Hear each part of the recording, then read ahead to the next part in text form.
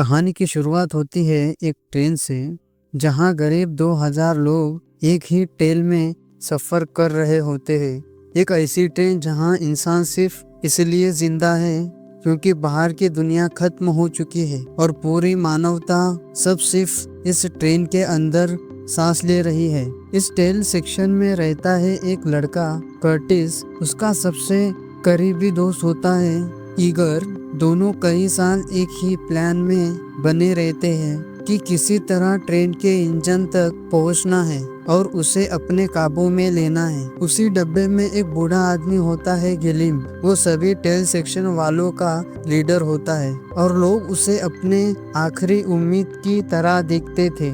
Curtis, eager और बाकी सारे लोग पीछे के गंदे अंधेरे से भरे भूखे तड़पते हिस्से में रहते हैं, जहां दिन में एक बार मिलने वाला खाना भी नसीब नहीं होता है।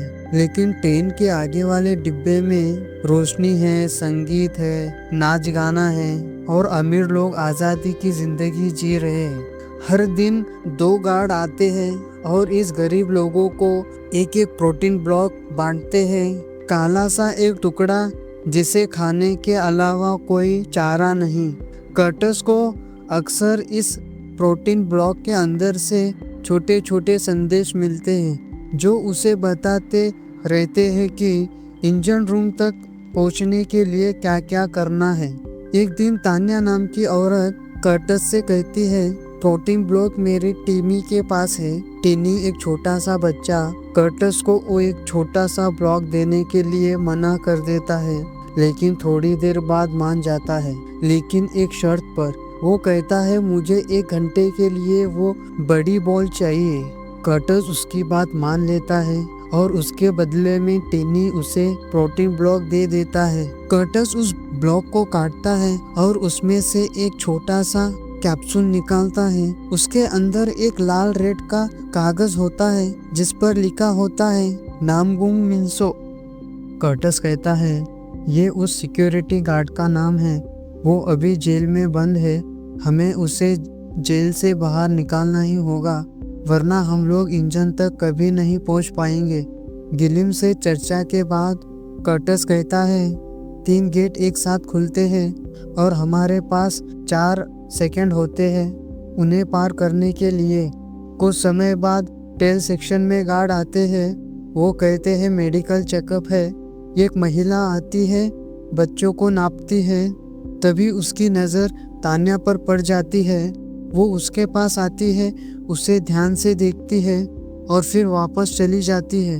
उधर टिमी भागने की कोशिश करता है, लेकिन गार्ड उन्हें देख लेते हैं। सब लोग उस बच्चे को बचाने की कोशिश करते हैं, पर गार्ड उसे पकड़ लेते हैं। फिर उसकी माँ को सबके सामने बेरहमी से मारते हैं और टिमी को जबरदस्ती उठा ले जाते हैं। वही महिला एक और बच्चे को लेकर जाती है जो एंड्रूज का होता है, जिसका नाम एंडी है। एंड्रू डर से भरा अचानक उसका जूता उठाकर उसके मुंह पर मार देता है। उसके चेहरे से खून बहने लगता है। तभी ट्रेन में आती है एक पावरफुल मिनिस्टर मासून।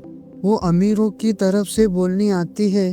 वो सभी के सामने खड़ी होकर कहती है जो तुम लोगों ने किया उससे हमें बहुत दुख हुआ है। तुम लोग टेल सेक्शन के हो, अपनी औकात में रहो। वो एंड्रयू को पकड़वाती है। उनके हाथ में एक लोहे का लॉक लगाया जाता है और उसका हाथ ट्रेन के बाहर निकाल दिया जाता है पूरे 7 मिनट के लिए। बाहर की बर्फीली दुनिया में जहाँ पर इंसान 1 सेकेंड भी मुश्किल से टिक नहीं पाता, एंड्रयू का हाथ बाहर की बर्फ से पूरी तरह जम चुका होता है। ठंडी हवा उसे पत्थर जैसा कर देती है। फिर एक गार्ड उसके जमे हुए हाथ पर हथौड़ा मारता है और वो हाथ चूर चूर होकर टूट जाता है। एंड्रयू दर्द से चीख रहा होता है और पूरा टेल सेक्शन खामोशी से खड़ा बस ये सब देखता रह जाता है। इस घटना के बाद कर्टिस का सब्र टूट जाता है। वो सब लोगों को बड़े बड़े ड्रम लाने के लिए कहता है। उस ड्रम को सबको लाइन में खड़ा कर देता है क्योंकि अब वो प्लान करता है इस बार हम लोग इस गेट से बाहर निकलेंगे चाहे जो हो जाए। थोड़ी देर बाद दो गार्ड फिर से अंदर आते हैं, हमेशा की तरह प्रोटीन ब्लॉक लेकर। लेकिन इस बार जैसे ही गेट खुलता है, कर्टिस सबसे पहले बढ़कर गार्ड के पास जाता है। गार्ड उस पर गोली चलाने की कोशिश करता है, लेकिन उसके गन में गोलियां होती ही नहीं।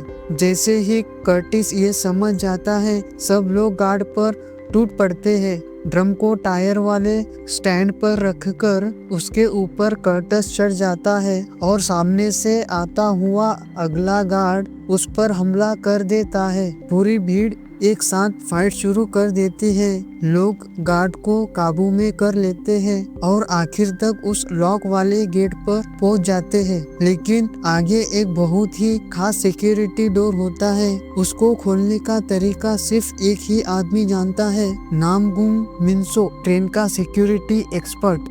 वो अपनी बेटी योना के साथ एक अगले कमरे में बंद किया गया होता है। कर्टिस उसे आजाद करता है क्योंकि नामगुम मिन्सो के बिना ट्रेन के आगे के कंपार्टमेंट कभी नहीं खुल सकते। इसलिए नामगुम मिन्सो उनकी टीम का सबसे महत्वपूर्ण हिस्सा बन जाता है। लेकिन एक दिक्कत है, नामगुम मिन्सो को क्रोनोल नाम की नशे की लत होती है। हर गेट खोलने के बदले में उसे 2 क्रोनोल देने पड़ते हैं, ये उनकी शर्त है। योना जो उसकी बेटी है, उसमें एक अजीब सी क्षमता है। उसे पहले ही पता चल जाता है कि गेट के पीछे कोई है या नहीं। तब एक गेट खोलता है तो टेल सेक्शन के लोग कई सालों बाद पहली बार धूप की चमक देखते हैं। नामगुम मिन्सो अगला गेट खोलता है और तभी सामने से एक आदमी दौड़ता हुआ दिखाई देता है। उसका नाम है पॉल। पॉल का काम है 10 सेक्शन वालों के लिए प्रोटीन ब्लॉक बनाना। लेकिन जब कर्टिस देखता है कि प्रोटीन ब्लॉक कैसे बनता है, वो देखकर डर जाता है। प्रोटीन ब्लॉक कीड़ों को पीसकर बनाया जाता है, जिसे लोग इतने दिनों से जीवित रहने के लिए मजबूरी में खा रहे थे। कर्टिस गुस्से में पॉल से कहता है, तुम हमें इतने दिनों से ये खिला रहा था। पॉल शांत आवाज में कहता है, मैं भी तो यही खा रहा हूँ। उसी समय ईगर नामगुम मिन्सो पर चिल्लाता है, क्या तुम गेट थोड़ा जल्दी नहीं खोल सकते? तुम्हारा ये बार बार नशा करना हमारा इतना समय बर्बाद कर रहा है। नामगुम मिन्सो जवाब देता है, मैं ये सब क्रोनोल के लिए ही तो कर रहा हूँ, और देते भी तो तुम ही लोग हो। योना अचानक चिल्लाती है, ये गेट मत खोलना। आगे एक ऐसा अपार्टमेंट है जहाँ काले यूनिफॉर्म वाले बहुत खतरनाक फाइटर्स खड़े हैं। लेकिन नामगुम मिन्सो उनकी नहीं सुनता और गेट खोल देता है। और फिर शुरू होती है स्नो स्पीयर्स की सबसे डरावनी और इंटेंस फाइट। काले कपड़े वाले फाइटर्स तलवार, कुर्डिया और लोहे की रोड्स लेकर सीधे कर्टिस की टीम पर टूट पड़ते हैं। फाइट्स के बीच में एक ऑफिसर चिल्लाता है, हम ये कटरीना ब्रिज से गुजर रहे हैं। और अचानक वो ऑफिसर फिर से चिल्लाता है, सावधान, हम बर्फी से टकराने वाले हैं। एक जोरदार झटका लगता है, सभी लोग जमीन पर गिर जाते हैं। ऑफिसर चिल्लाता है, सब लोग नीचे बैठ जाओ। अचानक ट्रेन एक लंबी टनल में घुस जाती है और पूरा डिब्बा अंधेरों में डूब जाता है। कर्टिस की टीम को कुछ भी दिखाई नहीं देता। इस मौके का फायदा उठाकर ब्लैक यूनिफॉर्म वाले फाइटर्स अंधेरे में उस पर हमला कर देते हैं। कर्टिस की टीम लगभग हारी जाती है। तभी कर्टिस चिल्लाता है, माचिस जलाओ। लोग तुरंत माचिस जलाते हैं, कपड़ों पर आग लगाकर मशाल बनाते हैं और उस रोशनी में दोबारा फाइटर्स पर टूट पड़ते हैं। लड़ाई फिर से पलट जाती है। कर्टस मिनिस्टर मासूम की तरफ बढ़ता है। वो मासूम को चाकू मारता है, तभी उसके दोस्त को पकड़ लिया जाता है। कर्टस ईगर को नहीं बचाता है, वो मासूम का पीछा करता है। मासूम के लोग ईगर को मार देते हैं। गुस्से में कर्टस मासूम के फाइटर्स के सामने खड़ा होकर कहता है, हथियार नीचे फेंक दो, और आखिरकार वो सब हथियार डाल देते हैं। कर्टिस मिनिस्टर मिसो को बंदी बना लेता है। उनकी टीम बाकी फाइटर को हरा देती है। तान्या रोती हुई मासूम से पूछती है, मेरा बच्चा कहाँ है, बताओ। एंड्रू भी गुस्से में चिल्लाता है, अगर नहीं बताया तो मैं तुम्हारे हाथ काट दूंगा। डरी हुई मिनिस्टर मासूम कहती है, मुझे नहीं पता, लेकिन विल्फर्ड जानता है। दोस्तों, विल्फर्ड वही व्यक्ति है जिसने स्नोस्पियर नाम की ये ट्रेन बनाई है और जो आज भी इंजन में बैठकर पूरी ट्रेन को कंट्रोल कर रहा है। मासूम कहती है, मैं तुम्हें विल्फर्ड तक ले जाऊंगी, बस मुझे जिंदा रखो।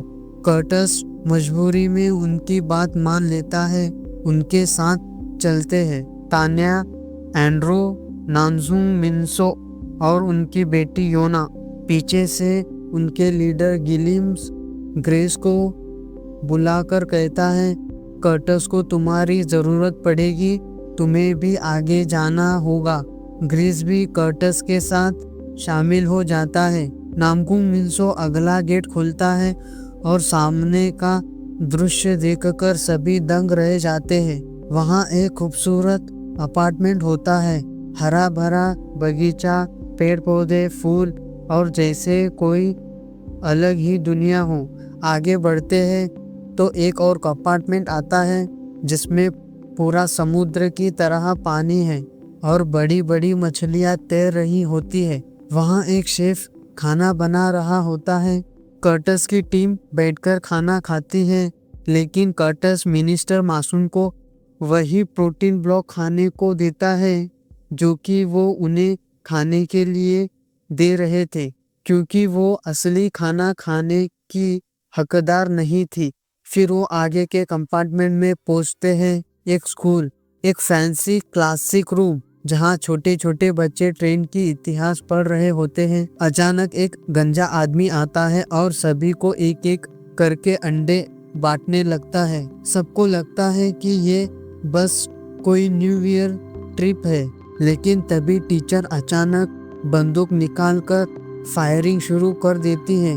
कर्टस उसके अंडे के अंदर एक छोटा सा छेद देखता है। वो खोलकर देखता है, अंदर एक कैप्सूल में रेड लेटर होता है, उस पर लिखा होता है ब्लड। उधर पीछे वाले कंपार्टमेंट में गंजा आदमी कर्टस की टीम के सदस्यों को मार रहा होता है जो पीछे ही रह गए थे। ग्रेस अचानक चाकू फेंककर उस टीचर को मार देता है। दूसरी तरफ ट्रेन के टीवी स्क्रीन पर दिखाता है उनके लीडर गिलिम्स के सिर में गोली मार दी गई है।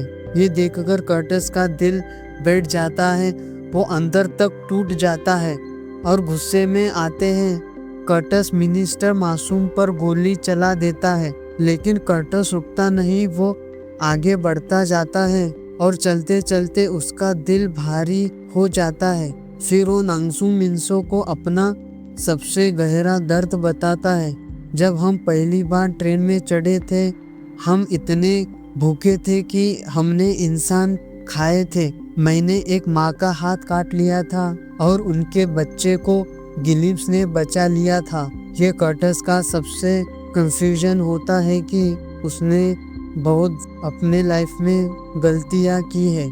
उसे अपनी अतीत की ये सच्चाई आज तक काटती रहती है। गिल्ट उसे हर दिन थोड़ा थोड़ा करके खा रहा होता है। नामकुंग मिन्सो चुपचाप अपनी आखिरी बची हुई सिगरेट कर्टस को दे देता है। फिर नांगसुंग मिन्सो एक शॉकिंग बात बताता है, कर्टस में ये दरवाजा खोलने नहीं जा रहा, मैं ट्रेन के बाहर जाना चाहता हूँ।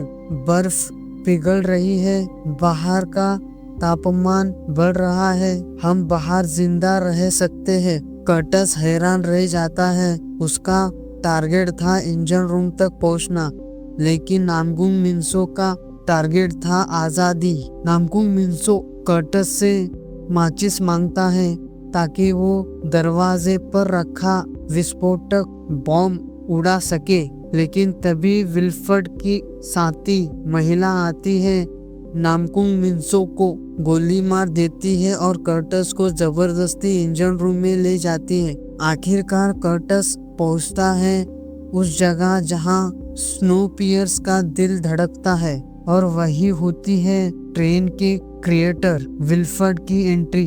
विल्फर्ड आराम से खाना पका रहा होता है। वह बेहतर शांत स्वर में कर्टस से कहता है, तुम एक नेचुरल लीडर हो। दिलीम और मैंने मिलकर इस पूरी रिवोल्ट को डिजाइन किया है। पॉपुलेशन कंट्रोल जरूरी है। कर्टस के पैरों तले जमीन खिसक जाती है। फिर उसे विल्फर्ड ऑफर देता है इंजन का नया मास्टर बनने का। उसी समय योना पीछे कुछ देखती है। एक छोटा बच्चा इंजन के नीचे मैकेनिक स्लीव की तरह काम कर रहा होता है। ये देखकर कर्टस आग बबूला हो जाता है। वो विल्फर्ड का ऑफर ठुकरा देता है। उधर नांगुम मिन्सो अभी भी जिंदा होता है। वो जानवरों की तरह लड़ते हुए दरवाजा उड़ा देने की कोशिश कर रहा होता है। कर्टस टिमी को बचाने के लिए अपना हाथ इंजन के अंदर डाल देता है। उसका हाथ बुरी तरह फंस जाता है और पूरा इंजन रुक जाता है। कर्टस योना को माचिस देता है और वो भी आखिरी माचिस की तिल्ली होती है। छोटा एंडी एक छोटे अपार्टमेंट से बाहर आता है। कर्टस उसे रोकने की कोशिश करता है, लेकिन एंडी इंजन की तरफ दौड़ जाता है। आखिरकार कर्टस टिनी को मैकेनिक स्लीव अपार्टमेंट से बाहर खींच लेता है। उधर योना दरवाजे पर लगे विस्फोटक को जला देती है और एक जोरदार धमाका होता है। पूरा स्नोस्पियर पटरी से उतर जाता है। लगभग सभी लोग मर जाते हैं। सिर्फ 2 लोग बचते हैं, योना और छोटा टिनी। दोनों बाहर निकलते और पहली बार खामोश सफेद दुनिया में उनके सामने एक सफेद पोलर बियर खड़ा होता है। वो उन्हें देखता है और योना और टिनी भी उसे देख रहे होते हैं। बाहर जिंदगी अब भी मौजूदा है और इंसान भी नई शुरुआत कर सकता है। और दोस्तों, इसी के साथ हमारी आज की ये मूवी यही खत्म होती है।